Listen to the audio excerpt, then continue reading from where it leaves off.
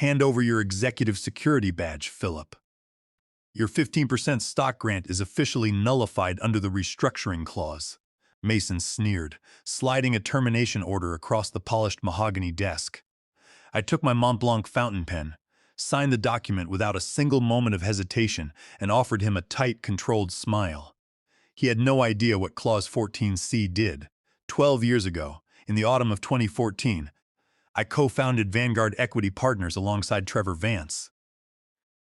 I was 38 years old at the time, with 16 years of Wall Street investment banking experience under my belt, specializing in cross-border corporate mergers and structured leveraged acquisitions. Trevor was 60 years old back then, a seasoned industrial pioneer who understood physical manufacturing and logistics, while I was the corporate architect who designed the financial structures, regulatory filings, and capitalization tables.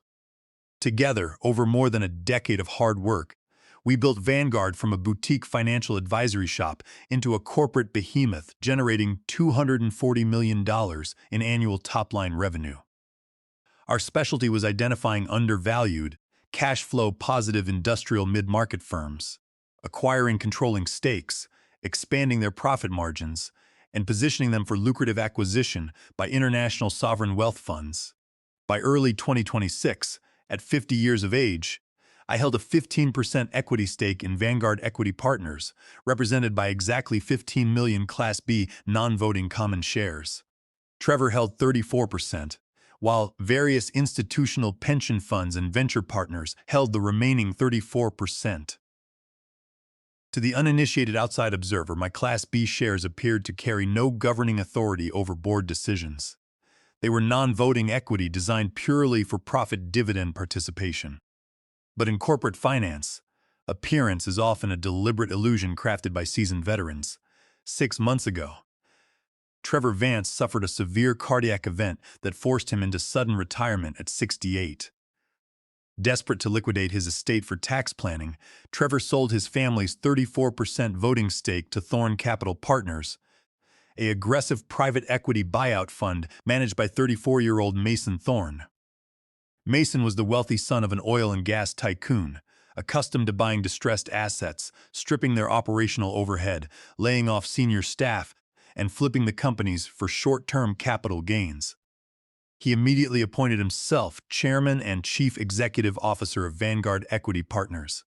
Mason walked into our 64th floor Manhattan headquarters wearing custom Italian suits, flanked by a team of junior associates who knew how to manipulate financial models but had never actually run an operational enterprise. Mason looked at Vanguard's balance sheet and saw one thing: our upcoming flagship deal. We were in the final stages of negotiating a $1.8 billion acquisition of Vanguard by a major Middle Eastern sovereign wealth fund. The buyout price was calculated at a 7.5 multiple of our annual revenue, representing an unprecedented financial windfall. Upon the closing of the transaction, my 15% equity stake would entitle me to a lump sum cash payout of $35 million. For a 50-year-old executive who had spent 12 years working 80-hour workweeks to build this company from scratch, that payout was the culmination of my entire professional career. However, Mason Thorn saw things very differently. In Mason's mind, paying $35 million to a career corporate officer was an unacceptable leakage of capital. Mason had financed his fund's acquisition of Trevor's stock using $600 million in high-yield, high-interest leveraged debt, borrowed from syndicated lenders. He needed every single dollar from the sovereign buyout payout to service his debt covenants and pay his fund investors their promised 22% internal rate of return. During his first 3 months as chief executive, Mason systematically attempted to squeeze me out. He reassigned my long-term administrative staff, excluded me from strategic committee meetings with the sovereign wealth fund delegates, and began questioning the validity of my original founder equity grant. He hired a high-priced corporate law firm to review Vanguard's historical charter, hunting for any legal technicality that would allow him to cancel my Class B shares prior to the acquisition closing date. What Mason and his junior attorneys failed to understand was how Vanguard had been constructed in 2014. When Trevor Vance and I drafted our founding corporate charter under Delaware General Corporation Law, Section 242, we knew that outside investors might one day attempt to take over the firm and disenfranchise the founding partners. I personally drafted Section 14, subsection C of the Founder Charter, embedding a legendary legal defense mechanism known in corporate law as a supervoting conditional conversion trigger. Clause 14C was explicitly written into the underlying Articles of Incorporation filed with the Delaware Secretary of State. It specified that if any founding executive holding Class B equity was terminated from executive employment without cause prior to the formal execution of a major corporate merger or asset acquisition, their 15 million Class B non-voting shares would automatically, instantly, and irrevocably convert into Class A supervoting equity. Each converted share would carry 10 votes per share in all shareholder votes, giving the holder 150 million voting units out of a total revised voting pool of 235 million units. In simple terms, terminating me without cause would instantly give me 63.8% absolute voting control over Vanguard Equity Partners. Mason's legal team, rushing to execute a quick corporate squeeze-out, only read the top-level capitalization summary sheet attached to the Standard Employee Handbook. They never pulled the original 2014 microfiche corporate filings from Dover, Delaware. Mason believed I was just a 50-year-old middle manager, clinging to a legacy title, completely vulnerable to a forced termination. He thought he could bully me into accepting a nominal severance package of $500,000 and stripping my $35 million equity rights. I watched him lay his trap, keeping my mouth shut, continuing my daily routine, and quietly preparing the legal affidavits with my corporate counsel. I knew the moment of truth was approaching, and I was fully prepared for the war he was about to unleash. On a rainy Monday morning in late October 2026, 4 weeks before the scheduled execution of the $1.8 billion sovereign buyout agreement, Mason Thorne summoned me to the executive boardroom on the 64th floor.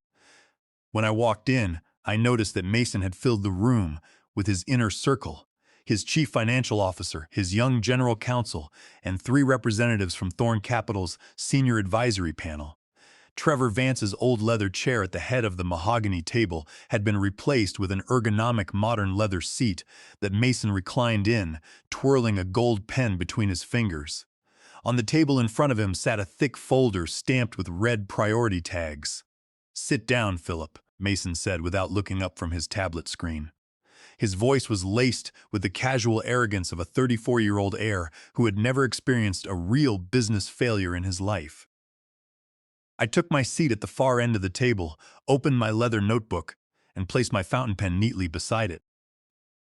"Good morning, Mason. I assume this meeting is regarding the final draft of the SEC Rule 13e3 registration statement for the sovereign wealth acquisition." Mason let out a short, dismissive laugh. He tossed the red folder across the table toward me. "The sovereign wealth deal is moving along smoothly, Philip. But your involvement in it has officially reached its conclusion. What you have in front of you is a formal notice of executive restructuring and employment termination, effective as of 8:30 this morning." I opened the folder. The top document was a 3-page notice citing corporate redundancy, operational streamlining, and failure to align with Thorne Capital's newly instituted asset management metrics. Attached to the back was a general release agreement. It offered me a lump sum severance payment of $500,000 in exchange for a complete, unconditional waiver of all outstanding equity claims, stock option rights, and historical founder share entitlements. "Let me be completely transparent with you, Philip," Mason said, leaning forward and resting his elbows on the table. "Thorne Capital took on $600 million in debt to acquire our controlling position in Vanguard. We are streamlining the executive suite. A 50-year-old senior vice president, making an executive salary plus claiming a 15% profit participation on the buyout, is simply not economically efficient.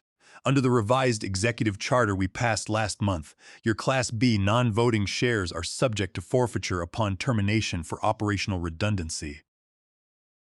I looked up from the document, meeting his gaze directly. You passed a revised executive handbook at the subcommittee level, Mason. But under Delaware corporate law, altering founder stock rights requires a formal amendment to the underlying articles of incorporation approved by all equity classes. Mason sneered, waving his hand in the air. Don't preach corporate law to me, Philip. My legal team audited your 2014 grant. You hold 15 million Class B non-voting shares. In simple terms, you have zero voting power on this board, zero board seats, and zero ability to block this restructuring. If you sign that waiver right now, you walk away with $500,000 in cash. If you refuse to sign, I will fire you for cause, based on non-compliance, cancel your equity without a penny of severance, and let you spend the next 5 years paying lawyers to fight Thorn Capital in court. We have $50 million in our legal defense fund. Do you really want to spend your retirement savings fighting us? His general counsel, a 29-year-old associate who had joined Thorn Capital straight out of corporate law school, smirked across the table. We have already deactivated your building access keycard, your corporate email, and your two-factor security tokens, Philip. I locked your workstation 5 minutes ago. Security is waiting outside to escort you off the premises.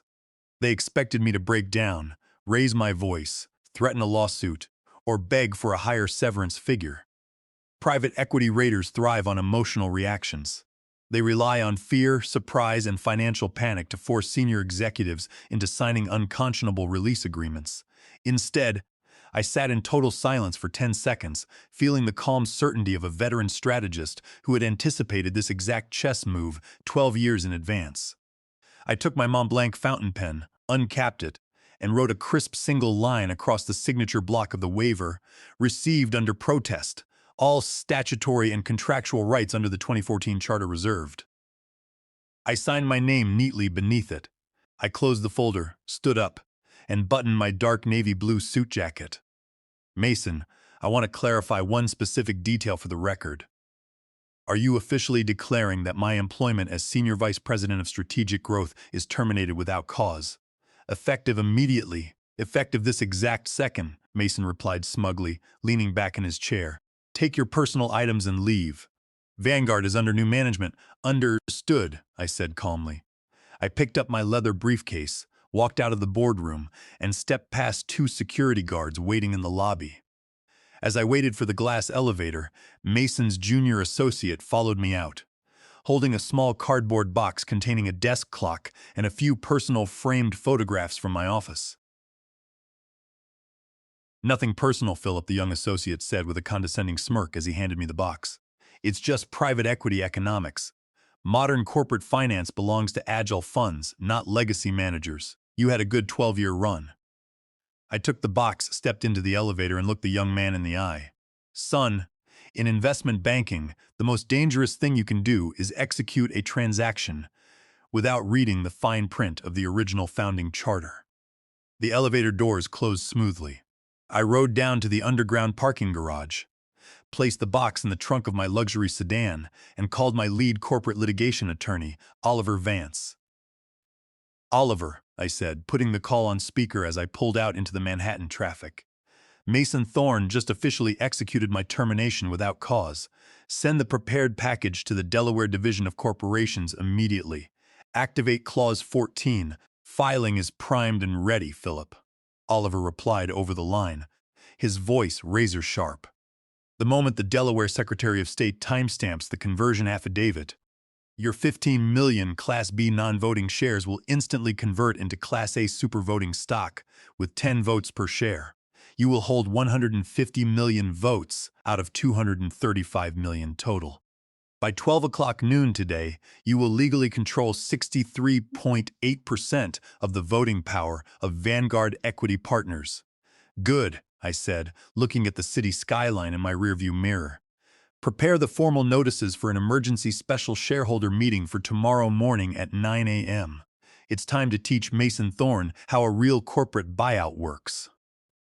By 11:15 on Monday morning, 3 hours after Mason Thorn handed me my termination letter, the Delaware Secretary of State in Dover formally received, processed, and stamped the official certificate of stock conversion under Section 242 of the Delaware General Corporation Law. The legal mechanism of Clause 14C was automatic and self-executing. The moment my employment as Senior Vice President of Strategic Growth was terminated without cause, my 15 million Class B non-voting common shares ceased to exist. In their place, 15 million Class A supervoting shares were issued directly into my registered corporate trust account. Because each supervoting share carried 10 votes per share, my total voting pool jumped from 0 to 150 million votes. Vanguard Equity Partners had a total of 85 million other outstanding voting shares, 34 million held by Thorn Capital, and 51 million held by institutional pension funds and private investors.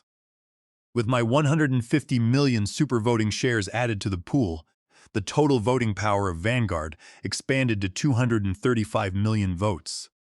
My 150 million votes gave me exactly 63.8% absolute voting control over the entire corporate entity. While Mason Thorne was sitting in his corner office sipping espresso and celebrating what he believed was a masterstroke of private equity cost-cutting, my legal team was executing a coordinated strike across 3 separate legal venues. First, Oliver Vance filed a certified copy of the Delaware Certificate of Stock Conversion with Vanguard's official stock transfer agent, instructing them to immediately update the corporate stock ledger and freeze any attempted transfers or dividends issued to Thorn Capital. Second, Oliver filed an immediate Special Form 8K amendment with the Securities and Exchange Commission in Washington, D.C. Under SEC Rule 13E-3, which governs material disclosures in major corporate acquisitions, any statement filed by a public or reporting company must accurately reflect the true controlling voting structure of the firm. Our filing formally notified the SEC that the draft acquisition agreement previously submitted by Mason Thorne contained material misstatements regarding voting control and board authorization. Third, Oliver served a formal notice of emergency shareholder action and board restructuring directly upon Mason Thorne, delivered via process server to Vanguard's Manhattan offices at precisely 8 o'clock on Tuesday morning. At 8:30 on Tuesday, Mason Thorne was hosting a virtual conference call with senior representatives of the Middle Eastern Sovereign Wealth Fund, finalizing the non-binding terms for the $1.8 billion buyout. Mason was pitching his fund's operational efficiency and explaining how Thorn Capital had successfully reduced corporate executive overhead. In the middle of the presentation, Mason's young general counsel burst into the executive conference room without knocking. His face was pale, his tie was loosened, and his hands were visibly shaking as he held a stack of legal documents. "Mason, we have a catastrophic emergency," the young lawyer stammered, placing the SEC notice and Delaware court filings directly in front of him. "Stop the call right now," Mason frowned, covering his microphone. "What are you talking about? I am in the middle of closing a $1.8 billion sovereign deal. Get out of here." "Mason, look at the Delaware filing," the lawyer whispered urgently. "Philip Vance didn't just walk away when you fired him yesterday. He activated Clause 14C of the original 2014 Founder Charter. His Class B stock just converted into supervoting equity. He now controls 63.8% of Vanguard's total board voting power." Mason froze. He stared at the legal documents as if they were written in a foreign language. "That's impossible. Class B shares are non-voting equity. You audited the cap table 3 weeks ago and told me he had 0 voting rights. We audited the 2022 revised equity summary sheet in the corporate repository," the lawyer choked out. "We didn't request the microfiche records of the founding 2014 Articles of Incorporation filed in Dover. Clause 14C was an anti-takeover poison pill embedded by Trevor Vance and Philip 12 years ago. The termination without cause triggered an automatic 10-to-1 vote multiplier. Before Mason could process the nightmare unfolding before him, the representative from the Sovereign Wealth Fund spoke up over the conference speakerphone. "Mason, our compliance team in London has just received an automated SEC Rule 13E3 notice regarding Vanguard Equity Partners.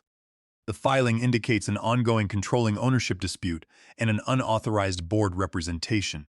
Under Section 4 of our Preliminary Memorandum of Understanding, all acquisition negotiations and capital transfers are frozen effective immediately pending full legal clarification. The line went dead. Mason slammed his fist onto the conference table, scattering papers across the floor. Get our litigators on the phone right now. File an emergency injunction in Chancery Court. Claim fraud. Claim executive breach of duty. I don't care what it costs. Invalidate that conversion. 20 minutes later, Mason was on a conference call with Thorn Capital's senior litigation partner in Wilmington, Delaware. Mason, listen to me very carefully, the veteran Delaware attorney said grimly. Delaware Chancery Court strictly enforces founding corporate charters under Delaware General Corporation Law Section 242. Clause 14C was legally drafted, properly authorized by the founding board in 2014 and registered with the state. You fired Philip Vance without cause, without reviewing the charter. You triggered the conversion yourselves. There is zero legal basis for an injunction. As of this morning, Philip Vance is the controlling majority voting shareholder of Vanguard Equity Partners. If he calls a shareholder meeting, he has the legal authority to replace the entire board of directors, terminate your executive appointment, and block any corporate sale. Mason felt a cold wave of panic wash over his chest. He suddenly realized the magnitude of the financial trap he had set for himself. Thorn Capital had taken on $600 million in high-yield debt to buy Trevor Vance's equity stake. That debt carried a steep 12% annual interest rate, requiring monthly interest payments of $6 million. Mason's loan covenants with his Wall Street lenders explicitly required him to maintain a minimum liquidity ratio and close the $1.8 billion sovereign buyout within 90 days. If the buyout collapsed or was delayed by litigation, Thorn Capital would enter technical default on its debt, triggering an immediate acceleration clause that would force Thorn Capital into involuntary bankruptcy. The trap had been sprung, and the predator had become the prey. By Wednesday morning, 48 hours after my termination, the financial reality of the situation broke over Thorn Capital like a tidal wave. News of the SEC Rule 13e3 filing and the freeze on the $1.8 billion sovereign wealth buyout leaked to Wall Street financial news outlets. Shares of debt associated with Thorn Capital's leveraged buyout fund dropped by 40% in secondary private credit markets. Syndicated lenders led by Global Credit Capital issued an urgent margin call and notice of covenant breach to Mason Thorn, demanding proof of sovereign transaction completion within 10 business days or face immediate acceleration of the $600 million principal debt balance. Between 8 o'clock Wednesday morning and noon, Mason Thorn called my cell phone 47 times. He sent 16 emails and 3 urgent text messages, pleading for an immediate conference call. I let every single call go straight to voicemail. In corporate negotiations, speed is the ally of the patient party and the enemy of the desperate one. At 2:30 on Wednesday afternoon, Mason Thorn arrived unannounced at my private financial consulting office in Midtown Manhattan. He bypassed the reception desk and pushed open the door to my private office. The arrogant, polished private equity heir, who had sneered at me in Vanguard's boardroom 2 days prior, was gone. Mason's eyes were bloodshot. His custom silk tie was loosened, his hair was uncombed, and his hands trembled as he closed the door behind him. I sat behind my executive desk, reviewing a stack of restructuring documents. I slowly placed my pen down and looked up at him. Mason, you are trespassing on private commercial property. If you don't leave within 30 seconds, building security will escort you out, just as your junior associate promised me on Monday. Phillips, please, Mason gasped, taking a step toward my desk and placing both hands flat on the polished wood. Please, just hear me out. We don't need to destroy each other over a misunderstanding. A misunderstanding, I echoed calmly, reclining in my chair. 48 hours ago, you called me an economically inefficient dinosaur, stripped my network access, tore up my 12 years of founder contributions, and attempted to coerce me into signing a $500,000 waiver to steal my $35 million equity payout. I made a mistake, Philip, Mason pleaded, his voice cracking with panic. I relied on bad legal advice from my associates. I didn't realize the depth of your involvement or the specifics of the 2014 charter. Look, I am prepared to fix this right now. I will reinstate you immediately as Senior Vice President of Strategic Growth. I will increase your salary, give you a seat on the board of directors, and guarantee you a $20 million cash bonus upon closing the sovereign wealth deal. And what about my 15% founder equity stake? I asked mildly. Mason swallowed hard. We can renegotiate a 10% profit share. Philip, you have to work with me. Global Credit Capital issued a default notice this morning. If the sovereign fund doesn't receive a clean SEC filing by Friday afternoon, they are walking away from the $1.8 billion acquisition forever. If that deal dies, Thorn Capital defaults on $600 million in leveraged debt. My fund will be forced into involuntary. Chapter 7 Liquidation. My family's investment firm will be ruined. I looked at him for a long moment, taking a deliberate sip of black coffee. Mason, when you entered private equity, did anyone ever teach you the difference between an asset stripper, and a corporate architect? Mason stared at me in silence, his chest heaving. An asset stripper looks at a company and sees short-term cash to extract by stepping on people. I continued softly. A corporate architect designs structures that withstand high pressure and protect the foundational integrity of the business. You came into Vanguard thinking you could leverage $600 million of cheap debt, bully a senior partner, and walk away with a fortune. You failed to realize that every contract has a counter clause, and every aggressive action creates equal and opposite legal leverage. What do you want, Philip? Mason asked, his voice barely above a whisper. Name your terms. What will it take for you to withdraw the SEC Rule 13E-3 notice and approve the sovereign acquisition? I pulled a crisp, 4-page legal agreement out of my leather folder and slid it across the desk toward him. These are my terms of surrender, Mason, I said crisply. First, you will execute an immediate, irrevocable resignation as Chief Executive Officer and Chairman of Vanguard Equity Partners, effective at 5 o'clock today. Second, Thorn Capital will surrender its entire 34% voting stock position back to Vanguard Equity Partners, Treasury, at a distressed liquidation price of $4.41 per share, representing a total valuation of $150 million. Mason gasped as if he had been struck in the chest. $150 million? I paid $600 million for that stock 6 months ago. You're asking me to take a $450 million capital loss. That will wipe out 75% of Thorn Capital's fund equity. That $150 million is precisely enough cash for your fund to pay off the senior tier of your syndicated lenders and avoid personal bankruptcy, I replied coldly. It leaves you with nothing, but it keeps you out of federal bankruptcy court. Third, I continued, upon the transfer of Thorn Capital's stock back to the Treasury, I will exercise my supervoting majority rights to appoint myself Chairman and Chief Executive Officer of Vanguard Equity Partners. I will then personally finalize the $1.8 billion sovereign wealth acquisition on our original founder terms. This is extortion, Mason screamed, his face flushing red. You are forcing me to liquidate my fund's primary holding at a 75% discount. No, Mason, I said, standing up and buttoning my suit jacket. This is a restructuring. You have until 5 o'clock this afternoon to deliver the executed stock transfer agreement signed by Thorn Capital's board. If you sign, your lenders get paid $150 million, and you walk away with your skin intact. If you refuse, I will convene tomorrow morning's emergency shareholder meeting, vote your entire board out of office, institute a breach of fiduciary duty lawsuit under Delaware General Corporation Law, Section 225, and let Global Credit Capital foreclose on your assets by Friday morning. I pointed toward the office door. You have 2 hours and 20 minutes left, Mason. I suggest you call your attorneys. At precisely 4:45 on Wednesday afternoon, 15 minutes before my deadline expired, Mason Thorne's lead litigation counsel walked into my lawyer's office in Dover, Delaware, carrying a thick binder of executed closing documents.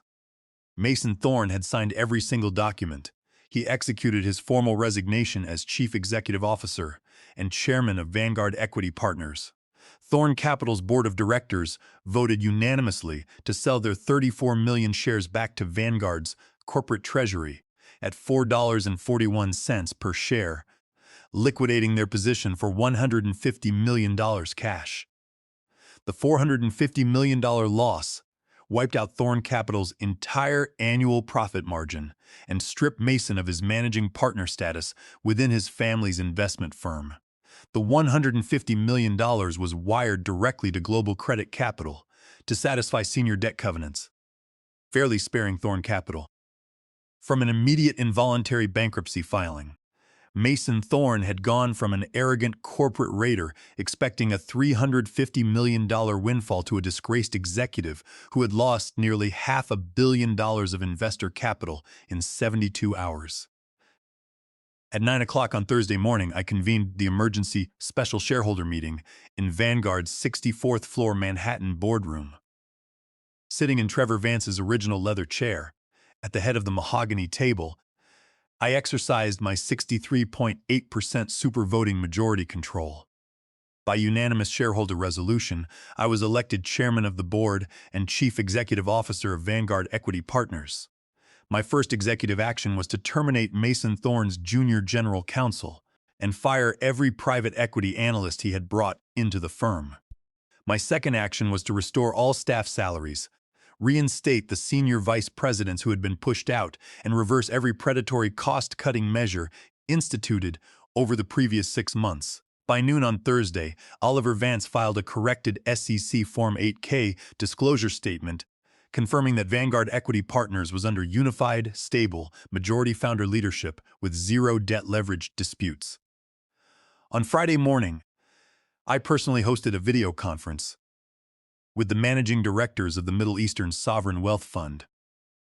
Having worked with them on previous acquisitions over the past decade, I explained the resolution of our internal governing structure.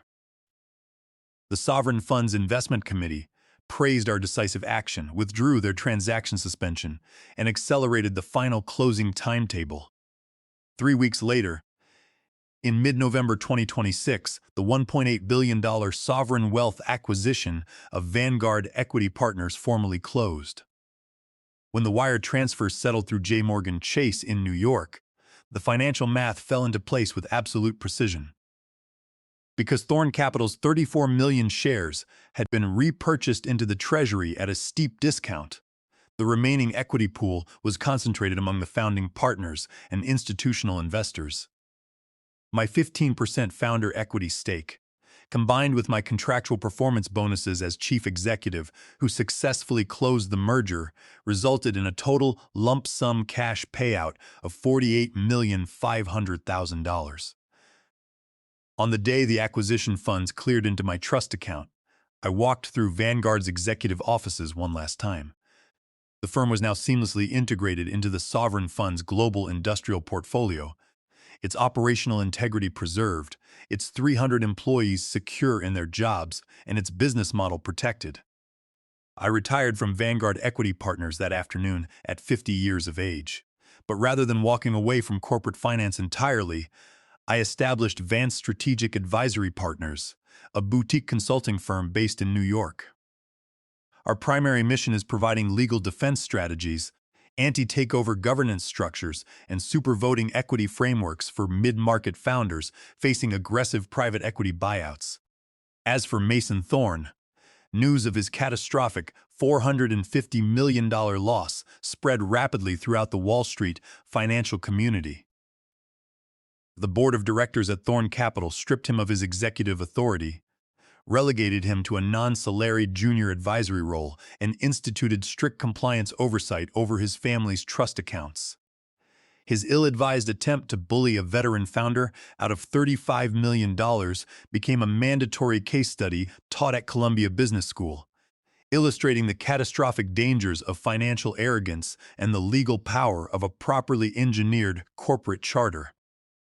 Standing on the balcony of my new office overlooking Manhattan, I often reflect on that rainy Monday morning when Mason handed me my termination letter.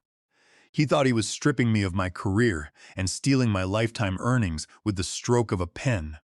He never realized that in the realm of high-stakes corporate finance, Real power doesn't come from aggressive speeches, expensive suits, or borrowed debt leverage. Real power belongs to the architect who knows every line of the blueprints, foresees the storm before it arrives, and builds an ironclad foundation that no raider can ever tear down.